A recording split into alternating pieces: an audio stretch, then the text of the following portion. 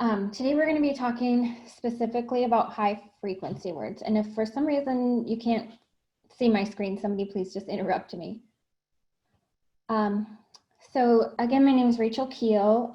I work for a grant called the Appalachian Rural Talent Initiative, which is a grant that's geared to kind of help more students get involved in gifted education in rural schools, particularly in Appalachia, where I think y'all are from. I have a PhD in curriculum and instruction, and I'm a reading specialist. But what mainly qualifies me for my presentation here today is that I am a former first grade teacher and also a mom. So I've done some of these things with my own class and with my own kids, which I'll talk to you about tonight.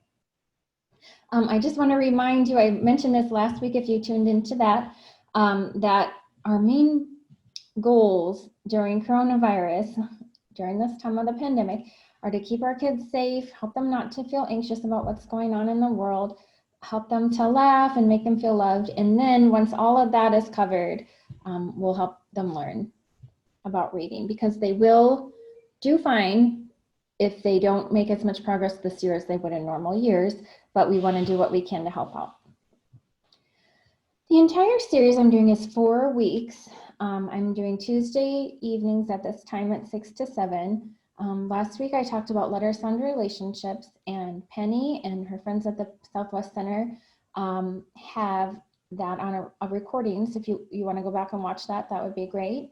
Today I'm going to be talking about high frequency words, and then next week will be fluency and kind of what to do when you're actually sitting down and your kid is reading out loud. How do you kind of help them, and how do you help them pick out the right stories for them? And then the 4th week we'll talk more about comprehension. Okay, so high frequency words. First of all, what are high frequency words? High frequency words are basically the words that are used most often in books, and specifically in children's books. So in the 1930s, there was a scholar named Edward Dolch who kind of went through all the books that were published at that time geared for children, and he sussed out what words are in them and how often, which honestly would have been such an overwhelming task without a computer. I don't even know how he was able to manage that, but he counted up all the words, and he found that the words that show up most often, he put in the pre-primer list. So those are like the first words we want our kids to learn, so that they'll be able to read faster, and to be able to devote more energy to kind of figuring out the meaning of the text, not just decoding the words. And there are 5 lists from pre-primer, primer, 1st grade, 2nd grade, 3rd grade, that teachers still really use a lot today in our classrooms. Like, these are kind of the go-to words. They've tested over time, like, hey, our books that are written in the 2000s, do they still have these words in them? And it does hold up real well. So, and we're going to talk about how to get your kids to know these kinds of words, and it'll basically provide an anchor for them as they're learning to read. So why is it important to teach high frequency words? Well, new readers really need to learn some words automatically so that they can use their energy to decode unfamiliar words. It takes a really long, hard time to process, to decode words. Like, if I were to read this sentence, new readers need to learn some words. If I had to decode like N-E-W, N-E-W, or it doesn't even actually work out because it's an irregular word, readers, readers, it would just take so long that you would lose the meaning of the sentence. So if they have some of these words as anchor words, like for example, if they, in that sentence, if they had new, to, some, so, and they, that would just be one less thing that they would need to worry about. In reading faster, like I said, will help them make a lot more sense of what they're reading. So they'll be able to read longer texts, read texts that have, that'll teach them something, like in science or social studies or whatever, and just to be able to enjoy a whole lot more stories. So students really need to learn high frequency words. You'll hear them called sight words a lot. And some of your students' teachers might even still call them sight words, and that's fine. Just know that sight words and high frequency words are basically the same kind of thing. I work with Dr. Mesmer. She's at Virginia Tech. She's an incredible like guru of early literacy, and she doesn't want anybody to say sight words because it's confusing.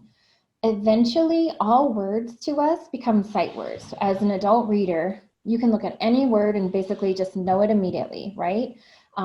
When you see almost all words, eventually all of those words make sense.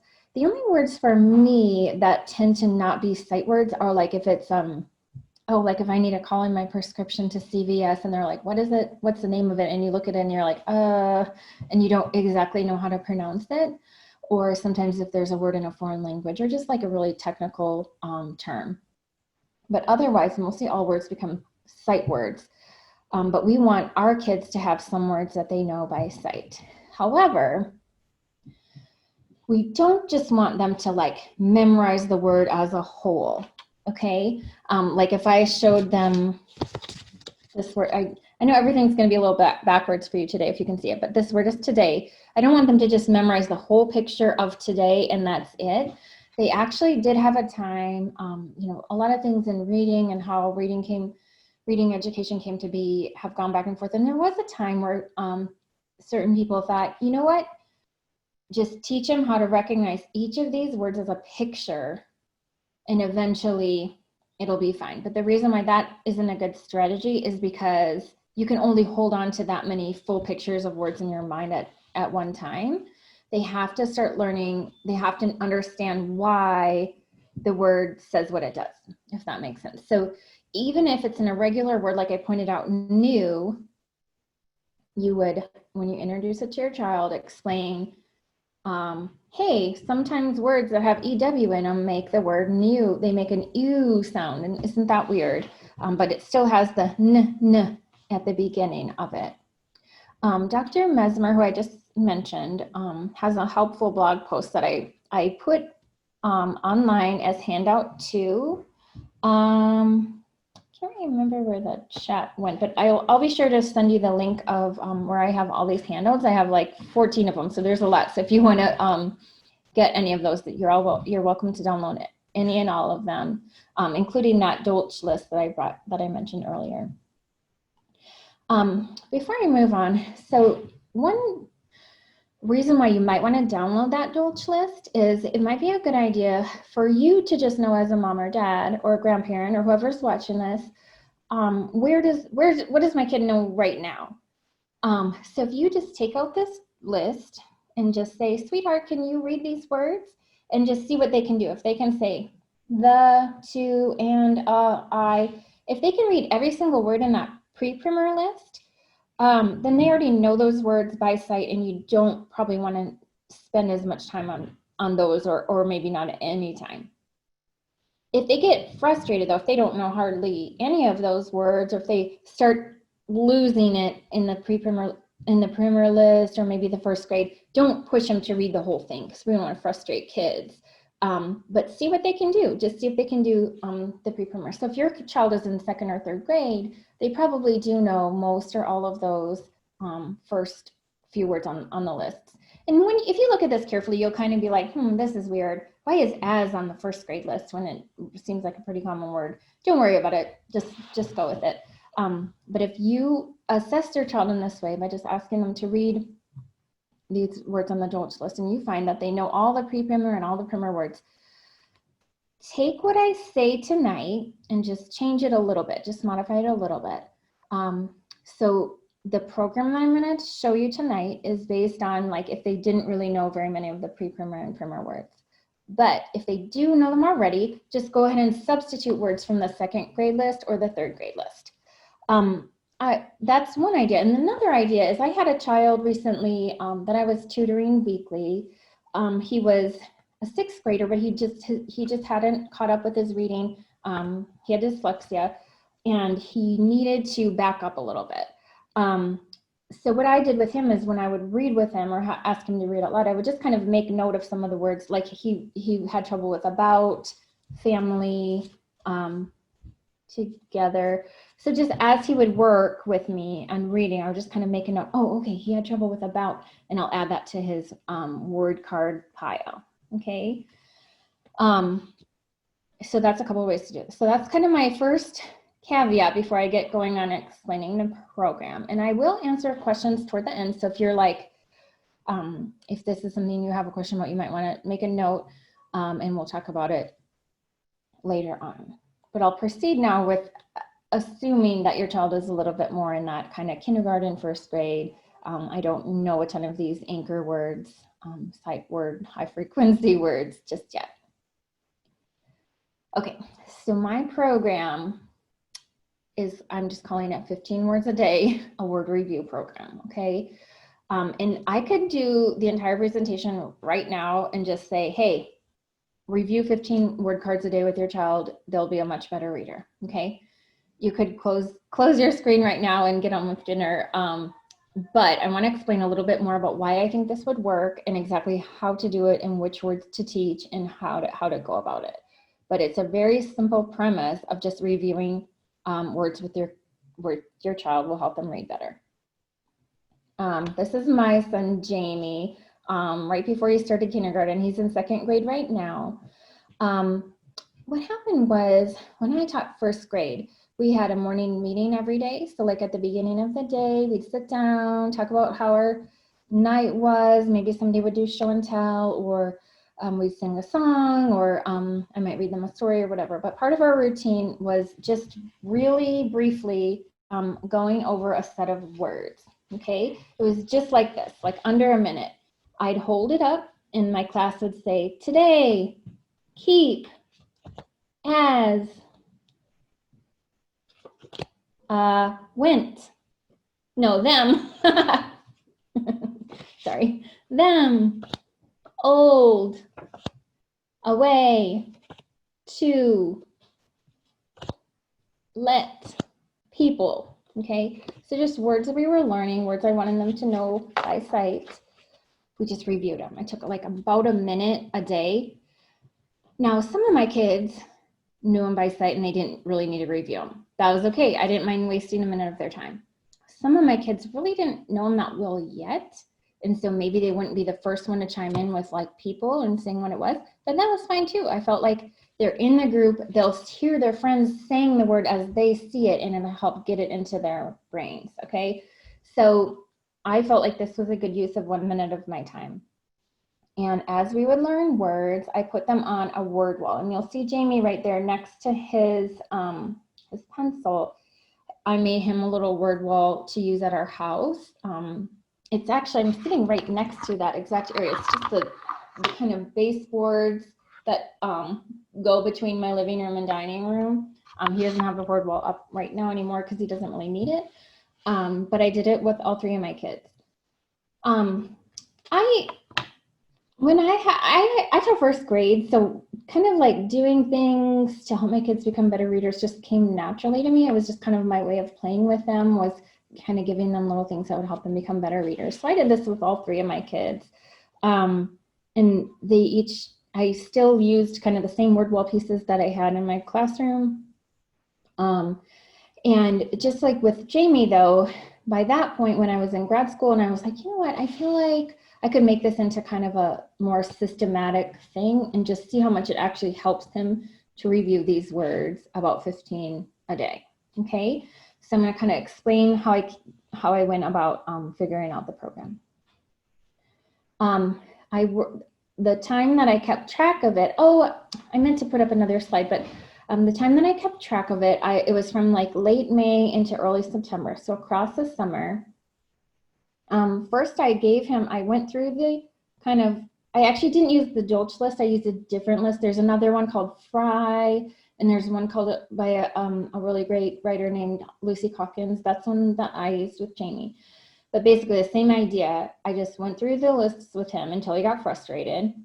And I just marked which ones he didn't quite know yet. And those I would add to our list of ones that he needed to learn, okay? And then I checked him again. I just checked him 3 times, once before we started, once in the middle, and once at the end. He actually started out, he already knew a decent amount of words. He knew 54 words, so he was doing well. He loves to read. He's always loved to read since he was a baby. And, you know, like I said, I couldn't really help teaching him as I went along. just like as I've read with him, which I'll teach you to do too a little bit, especially on the fourth Tuesday. But he came in knowing 54 words, and then in the middle, I was like, okay, well, now he knows 77, but there were 9 of the words that he had known in May that he didn't get right this time. So he gained 23 overall. And then by September, same thing. There was a couple that dropped out, but a bunch more that came in. But overall, he learned, I think it says 40 new words across the summer, which wasn't bad. So another, chunk of words to help him as he got started in kindergarten and he was ready to read. And by the way, if your child is not at that point, do not feel bad. This is, he was ahead of the game, okay? And again, you can't help it when your mom's a teacher. And I made a list of words that Jamie learned. And I believe the red ones are from the adults list because I went back and compared, and the black ones weren't. But basically he had a lot more words that were considered by the whole field of reading education as ones that are important to learn. Elephant and Piggy books come into it. I hope that you've heard of Elephant and Piggy books. They're amazing. They're so funny. They're so cute. They're just like a magical thing, a gift, I feel like, from the author Mo Willems that he gave to teachers and moms and dads and grandparents. They're wonderful books. I'm going to talk about them more next week, so stay tuned and be aware that I really love these books. There are 25 books, okay? While I was working with Jamie across the summer, and I had him reviewing the words every day, which I'm gonna talk about in a second, while I was working with him, we also were reading a ton of these Elephant and Piggy books. He just loved them. We owned about 10 of them. We got a couple in the book order that would come home from school. And sometimes my mom actually loves to give books as gifts. So she'd give books like that. And then the rest of them we requested from the library. So once we realized how much he loved these books, my other kids loved them too. They're really super good because the whole conversation takes place in speech bubbles.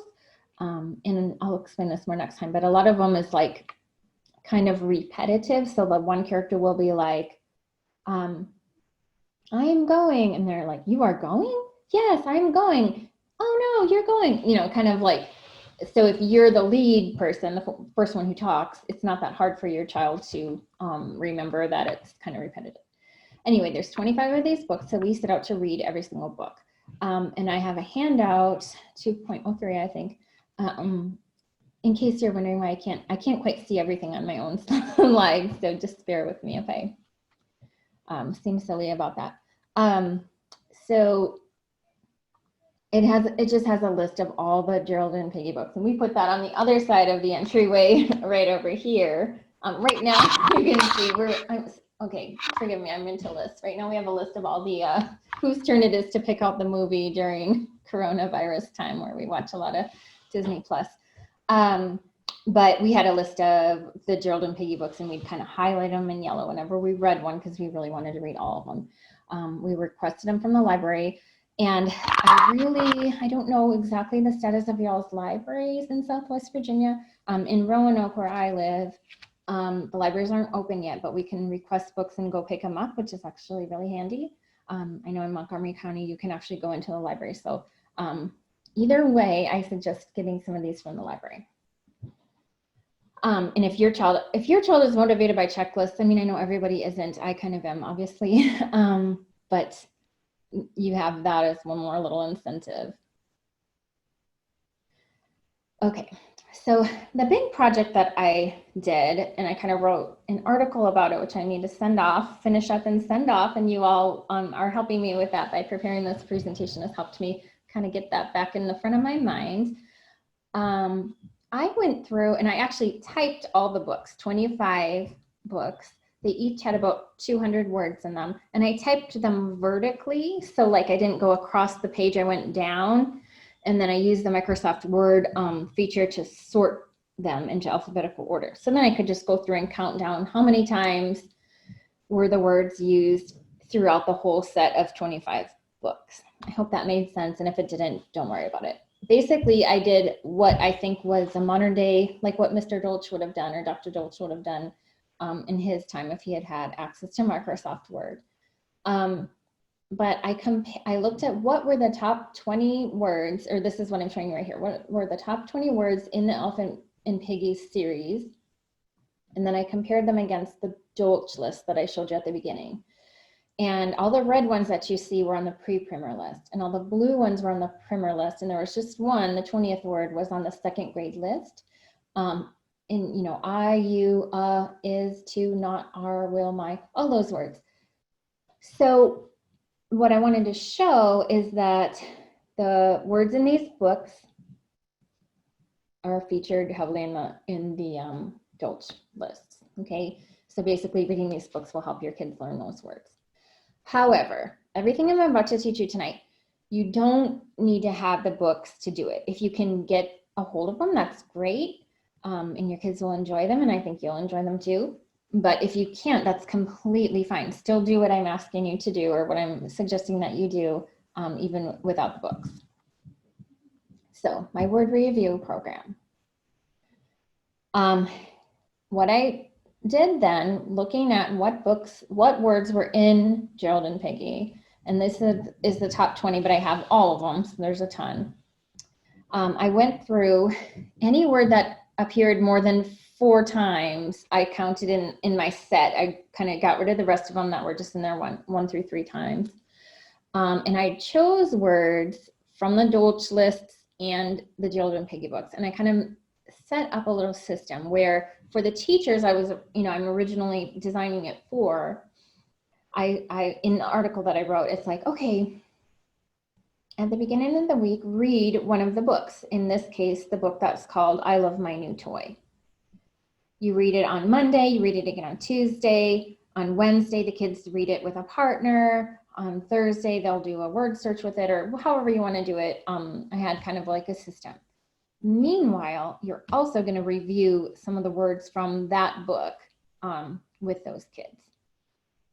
You introduce the words. You don't just show it to them, because remember, we don't want them to remember it like a photograph of the whole word as a piece. We want them to know what it means. So you kind of talk about I, and how I is always capital, and it. Last week we talked about how you put the 2 sounds of the words together and make a new word. My, play, and you. So you introduce those words in various ways and play a little bit of reinforcing things that we'll talk about in a little bit. And now you have 5 words in your set. Then the week 2, you add 5 more words.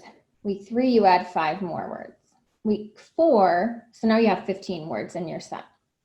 Week 4, you start taking words out, okay? Because by the time they've reviewed I, it, my, play, and you 15 times, they should really know those words, and you don't need to review them anymore.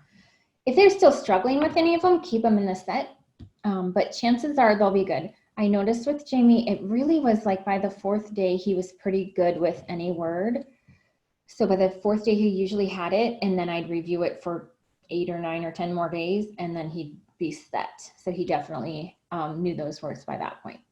I hope that makes sense, and please ask, I'll ask questions at the end, so ask me if that doesn't. But basically, 3 weeks of building up to 15, and then you start pulling out 5, and then you keep it at 15 for the rest of the program, which I planned it to be 25 weeks to go along with the 25 books. Now, in the handouts that you can get from my Google Drive, that I'll share the link for that with you. But I also will share it with Penny and her other colleagues, Nicholas and Nikki at the higher, no, it is the Higher Ed Center. You all call it the Higher Ed Center. We have the Higher Ed Center in Roanoke too, and I used to go there and study a lot when I needed a quiet place, but at the Southwest Center. So this is, if you don't want to mess with the books, that's completely fine. Then just go with the handout. So it's basically just, here's the words to introduce. Here's add, and remove. Okay. So the first, I'm noticing that it's not exactly the same ones as the as the previous list, but that's okay. Just go with this one. So you'd start with at, have, in, it, we, add more the next week, add more the next week, and then you take out those first 5 the third week. And again, like just with my first graders, when I worked with Jamie, I did the same thing. Just hold it up. And you want him to know it like this. If he takes a minute to figure it out, or if he looks like he's trying to kind of decode it, which is a harder process, then put that back to the back of the pile. If he knows it immediately, then take it down and just leave it. If he's like hesitates a little bit, okay, put that back and go. And you know, when you get to it, you'll just go through those ones twice, okay? And hopefully that'll just be those first couple of days that he'll have trouble. Okay. I also made a handout if you just wanted to know, like, what are my exact 15 words I need to be working with each week. Here, there's that handout with the full set of 15 each week, in case that first one was confusing to you. And if, by the way, if anyone does this, if you want to try this at home and you want to just like shoot me an email and let me know how it works, I would really appreciate that. I made word cards for them, okay? Lovely PDFs that you can print out. I color coded them by what Dolch list they're in, okay? So the red ones were from primer, the blue ones were from, red ones were pre-primer, blue were primer. I think these are old-fashioned words for like preschool and kindergarten age. And you know, I think the green was second grade or whatever they were. So you can download those and make them into flashcards. So all you need to do is, if you have a way to get cardstock, you know, I get mine at Joann's. We have Joanne at Cetera, Joanne Fabrics here in Roanoke. And I just got a package that I go to Joann's to get cardstock, and you can run it through your printer. Not the real heavy kind, because that might not work in your printer that well. This is like a more fancy way. I never actually used these with my children, my students, or my own children. I just used index cards. So that's perfectly good for you too, if you want to just use index cards or, you know, cut paper into cards or whatever. But I made these in case anybody would like them. And it's not necessary that they be color coded. If you want to write the words in different colors, it does kind of just add another level of cognitive like connection for the child. That'll maybe help them as they're figuring out the words. At the same time, it could also kind of become a crutch if they're like, oh, I don't recognize big if it's not in red. So do it if you want. It's not necessary. I would, because I like things to be color coded. So you have that printed on white cardstock, and then just cut it out. I have a paper cutter. Scissors would work fine too. I also made a word wall set of the same words, but I think it has more words than are actually on the list, so that you can kind of keep going with it. And one thing I liked about doing it this way, if you want to make a word wall, you can absolutely do the exact same thing and just write the words on cardstock. So if you're introducing, let's see, that first week, you're going to introduce a, have, in, it, and we, just make it on 2 separate cards. One you work with reviewing, and one you know, tape up to the wall somewhere. Either that's completely fine. It will take up kind of more room. So maybe you'd want to slice the index cards in half long way, so they just take up a little less space. That works fine too. But I like things to be, you know, uniform. You'll see on Jamie's word wall that I have another little picture on there. I had the ones from my class, but then I just, as he would learn new words, I would just write them down and cut them out. It's kind of nice if you cut out the words like in their shape. Like this word is dance. It probably looks different to you all, but you cut it out so they can be like, oh yeah, D is the one that has a long stem, or when has a long stem in the middle, and they kind of get used to what the shape of the word. I picked all the ones that have the long stems, but They'll start to see, oh, going has a G that hangs down below, or things with Y. So it's just another little way to represent the words that makes it a little easier on your kid as they're learning. But again, so they're free to use if you want. My suggestion for these is to get colored cardstock and alternate the colors as you feed them into the printer. It's kind of a long document. It's like it might take like a good 25-30 pages to print out all these words. So you'd want to have fresh ink and everything. If you have a printer. I know some people don't have printers, some people don't have a Joann's nearby. So like I said, it's totally fine to just do it on paper or cardstock. But if you're the kind of person that likes this kind of thing, you can do it. My suggestion on this is to, if you can, like take like a Saturday night or something, have them all printed and then cut them all out and just have that be like an activity. You're kind of a teachery person if that appeals to you. It was kind of interesting when I became a professor and I started teaching students who are about to become elementary teachers, and like they would love this. They would do it all day long and would make them so happy. Some people would not love it, so don't worry about it if that's not you. But if it is, enjoy. I like to have it organized so that when the words are ready, you can pull them out. It won't take forever to find them. So there's two approaches. One, just write the words anew as you go along. Two, have them organized into little boxes, and then you can pull them out as you're ready for them, okay? If you are on your youngest child and you just don't ever want to do this again after this, maybe don't bother getting this box. I liked this because it helped me. I had it organized kind of this way with my classroom, and then I just kind of kept it up with my own kids. And so for teachers, I would definitely recommend this. For parents, I mean, if you have another child coming up who's going to need to learn how to read, maybe this would be for you. And again, it depends on how organized you are and how organized you like things to be. Handout 2.09 has just a little label on the front of the box. All it is just the box that the envelopes came in. I used, just the regular, those smaller size envelopes, business envelopes.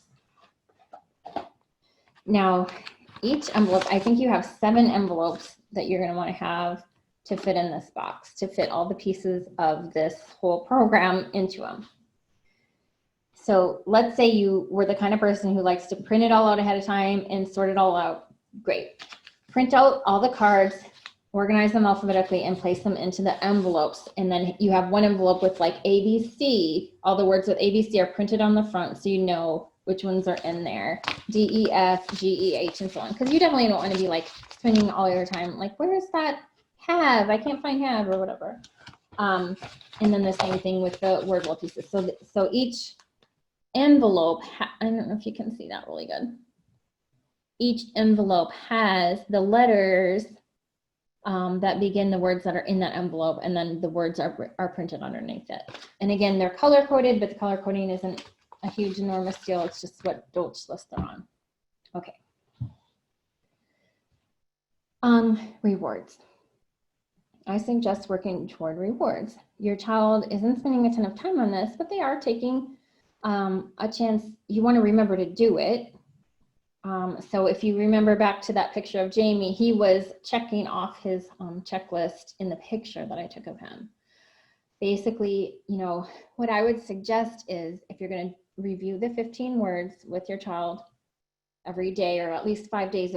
I made it kind of imagining it was 5 days a week. Have them check it off every time you do it. Embed it into some other part of the day. So it's just kind of like, oh, let's brush our teeth and go through our words, or let's read a book and go through our words. Whatever you're already going to be doing, just tack this on with it, because it's really just a minute or two. And then the child is responsible for making a nice check mark when they did it, and then you come up with some kind of reward, however often you want it. My kid was motivated enough if I did it every 15 times. Your child might need every five times of reviewing the words. You might need a little something. The reward we worked towards over the summer was basically kind of a scam. Don't tell Jamie I said this, but we, it's summertime in our family. We love to go out for ice cream. So we just said whenever Jamie gets to 15 times of practicing his words, then we'll all go out for ice cream. Whole family got rewarded, and he felt really special that because he has a big brother and a big sister, that we all got ice cream because of what he did. To be honest, we would have probably gone out for ice cream anyway, so this was just kind of an added little thing. We didn't necessarily go on the exact day that he met the reward, but once he met it, we'd go in the next few days. So that helped with me. We're motivated by treats in my family.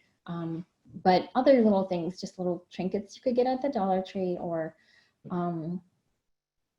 maybe an extra 20 minutes staying up late, or whatever that you think would work for your child. In general, we'd love them to be intrinsically motivated, which means they just want to do it out of the goodness of their heart. They want to become smarter. They want to learn to read. But hey, I'm not above a little bit of extrinsic motivation if it helps. In addition to, so like I said, you're going to have your 5 new words that you're going to introduce per week. And those are kind of like your 5 focus words we're going to kind of work throughout the week. And one of the ways is going to be writing practice. A few different ways of how you can do it. Writing practice, I use the term loosely. Also building the words. So you've got up magnetic letters. I mentioned this last week if you came to my thing. I found this little kind of fancy tray at Dollar Tree that was made out of metal. The magnetic letters stick with them. So depending on your child's level, if they're still learning these high frequency words, they probably it would probably be overwhelming for them if you just put the whole alphabet on the board at once. So maybe just take, like right here, I have a few words that I know I want them to spell. So I pick just the letters that make those words. So if I want it, one of our words is away, you have all the letters at the bottom. Let's see if they can pull up away. Now, if they're brand new, if it's hard for them, have them look directly at the word card that says away and spell it. That's fine. Or if they're getting a little better, see if you do it toward the end of the week or something, see if you can challenge them to see if they can spell it themselves. So you have away. Great. Okay, now push them all down. Can you spell what else? Other words did I have on here? I have all these different pieces all over the place. I honestly don't remember what else I was thinking of having them spell. 2 was one, T-O, but you'll just have them spell it and be like, yes, T-O makes 2. 2. This is a good move. Take your finger and go underneath the letter when they read it. 2, so they can kind of really ingest what letters make up that word. But whatever the 5 words I meant to talk to you guys about, was it these?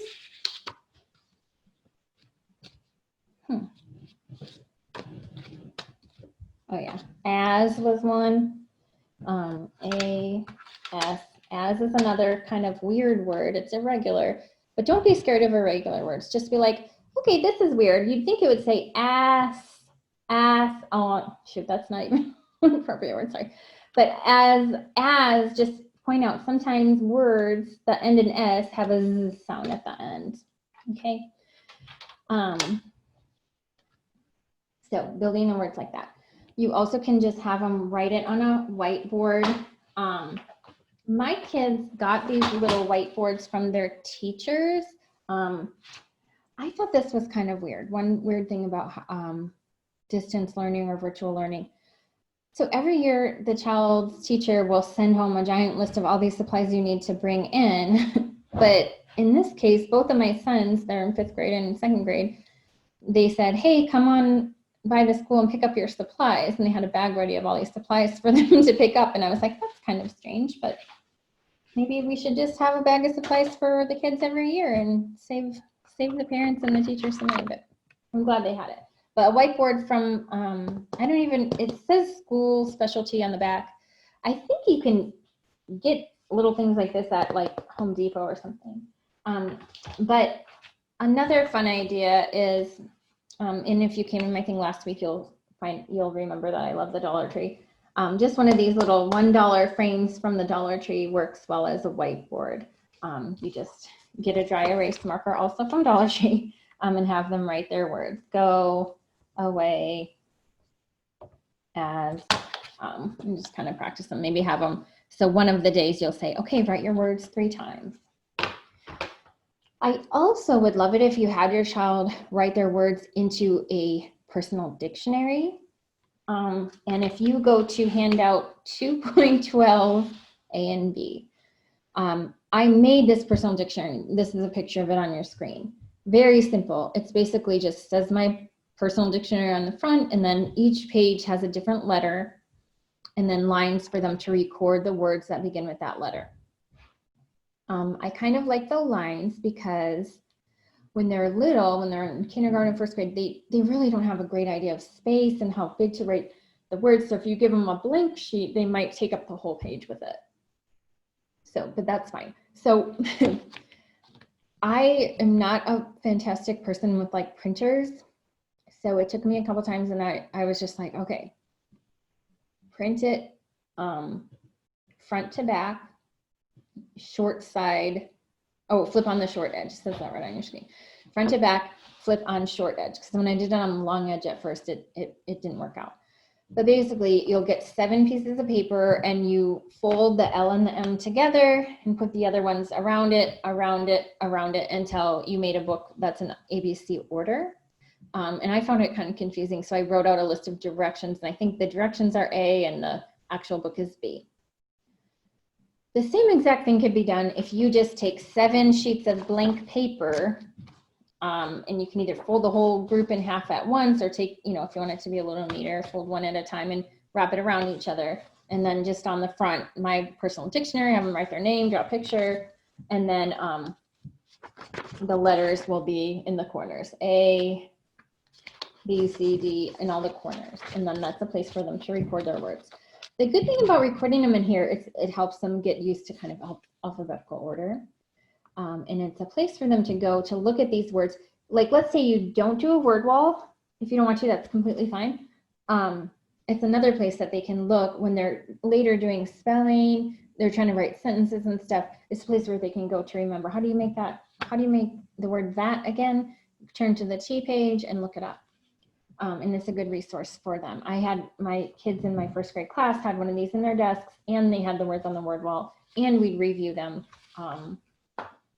together as a group, and we would also work with them in their centers and so on. Kids need a lot of reinforcement to internalize words, and that's fine. So I suggest you make it, oh, and I forgot to say, like, then once it's all folded, you staple it together on the sides and you're good to go. Dictation sentences are another tool you could use. I have a handout showing the dictation sentences that I wrote to go with each week of it, okay? Generally, all the dictation sentences had to do with the whole group of high frequency words that they're learning together. They're very simple sentences. Can we play? Help me out. I am not big. So the idea is you have a whiteboard or maybe the picture frame like I showed you, or just a piece of paper, and just be like, hey, write this sentence.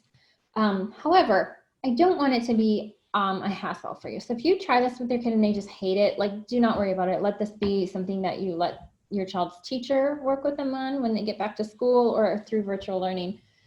That's fine. But if you do want to do it, if your kid is motivated, you know, some kids are really into doing stuff like this. So you'd read the sentence completely at first of the sentences. We had fun in the sun. Say the whole thing. We had fun in the sun. And then you give the child one word at a time. That actually example is kind of longer. I try to keep the sentences 3 or 4 words at the beginning. We, do you know how to write we? And just, it's a good chance for you to like talk about how to write words, because as they're thinking like, how would I write that word? It helps them pull back to those skills we talked about last week of like what letters make which sounds, right? And it's just such a good idea for them to practice writing and so on. So let's see. I can't even remember which word in this sentence, we had fun in the sun, was supposed to be the target word, but one of the words is the target. So with a target word, you want to point them to the word wall, point them to their dictionary, or point them to their word card, or see if they can just remember it. If they can't just remember it, point them to those places. The rest of the words, help them work it out. So if you say sun, what sound do you hear in sun? They should be able to hear that S. Yes, you're right, it's an S.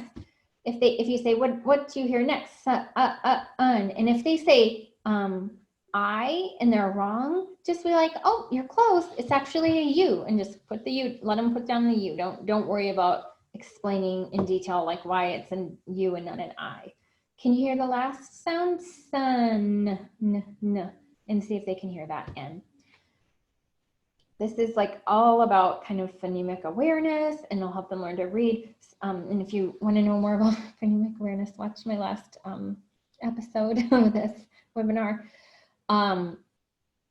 So basically see what they can hear, and if they can't hear it, just tell them. Hope that makes sense. But like I said, we don't want anything we do to help our kids with reading be a struggle. That's really important. It honestly is one time, like when I was a teacher, I was like, oh, let me take on that kind of struggle part. You just reinforce. Or when I'm a parent and there's something like, you know, my daughter was a little bit sometimes trickier about doing her homework and stuff. She's 13 now and she's extremely smart. But when she was littler, she didn't always want to listen to me. So that's okay. Let the teacher tell her to do it, and that's fine. But basically, when you're doing the dictation, there's one sentence for each target word. And if they enjoy doing it and you don't mind doing it, it's good for them. If you don't have to do any of this every single day either. If you can only get it done once a week, that's fine. That's great. That's one more time a week than they would have had. So that's just another point I wanted to make through this whole entire program. If you can't remember to do, oh, that is one thing. So if you can't, if you forget to do the 15 words and somehow you just keep forgetting, don't move on until they've practiced it a decent amount of times. Does that make sense? They do need to have them down, and that helps build their confidence as well. I have a few word games to share of things you can do. Word sorts is one. If you give them a set of words, I have my computer here that I was gonna show down to my, the words I have out. Green, no, away, home, go, do. You wanna see if your child can sort them in different ways. So one idea is just to let them figure it out. And they might say, oh, green and go, they both start with G, so they go in one pile. No and home all have an O sound in them, and go has that too. Those could go in a pile. The word cards I just showed you are on different colored, they have a different kind of outline around them. They could sort them by the orange words, the green words, the red words. So just take either the whole set of 15 that they're working with, or just the 5 that are the target words for that week, and just see different ways that they can sort them. Oh, all of these words have an A in them. All of these words don't have an A in them. All of these words have a long letter that hangs down below the line, and these words don't have a long letter that hangs below the line. So that kind of thing. Just be creative and think of different ways to sort them. That's really good for their brain power and their critical thinking skills, in addition to helping them learn the words.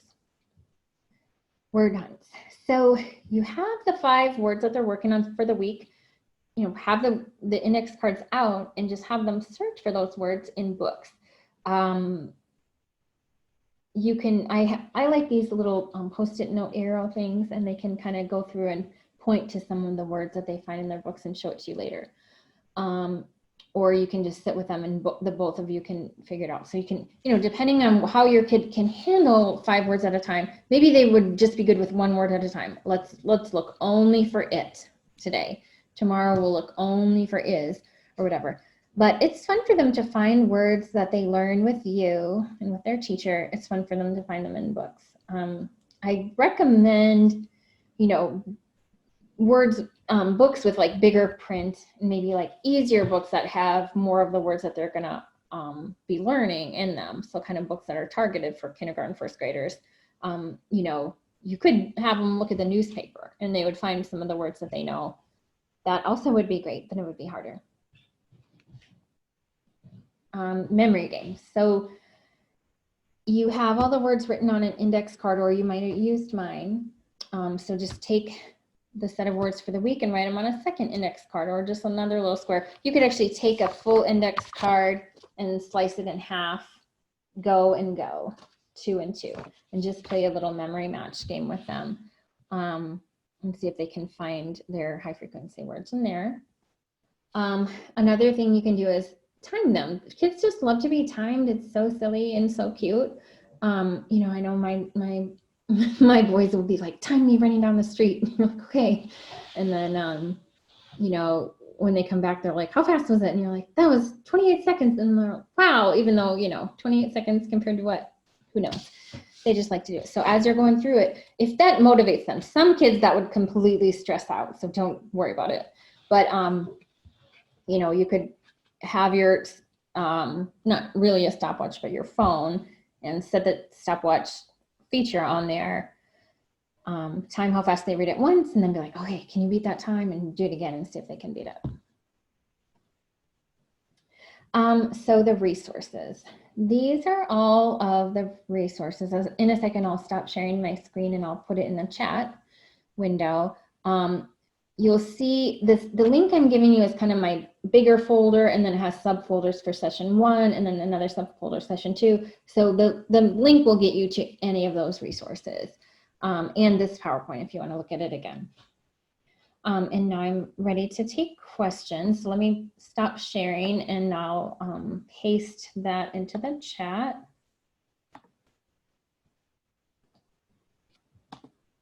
And if you have any questions, I think there's a Q&A and a chat, and anything that you guys would like to know about what I was mentioning.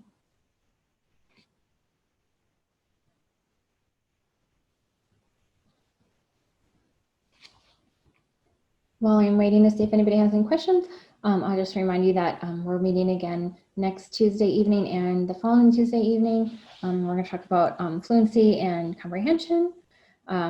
The previous session about letter sound recognition is available from Penny, I think. Thank you so much, Rachel. We really enjoyed this evening. Oh, thank you so much. I do feel, I have to say, I feel a little silly just talking to myself, but hopefully somebody learned something. And, you know, let me know if you have any questions or any trouble accessing the links or anything. Will do. Thank you. See you. Okay, thank you, Penny. Thanks, y'all.